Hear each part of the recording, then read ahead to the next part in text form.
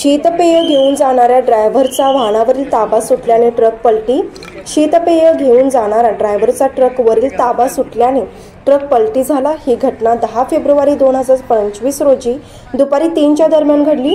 पुणे बेंगलोर महामार्गावर truck number MS16 CA 8250 अहमदनगरहून तो Kolhapur Mudshingi warehouse येथे निघाला होता। ट्रकमध्ये विविध प्रकारचे शीतपेय होते।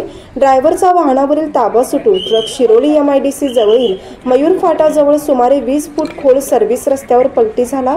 सुदैवाने त्या रस्त्यावर नागरिकांची वर्दळ होती। या घटनेत कोणतीही जीवितहानी झाली नाही। नशीब बलवत्तर म्हणून ड्रायव्हरचे प्राण वाचले। ड्रायव्हरच्या म्हणण्याप्रमाणे ट्रकच्या आडवी 2 व्हीलर गाडी आली होती, म्हणून ती चुकवण्यासाठी ड्रायव्हरचा ट्रकवरील ताबा सुटून ट्रक पलटी झाला। या घटनेमध्ये ट्रक व शीतपेय कंपनीचे लाखो रुपयांचे नुकसान झाले, अशी माहिती मिळते। सदर घटनेची नोंद शिरोली MIDC पोलीस स्टेशनमध्ये झाली।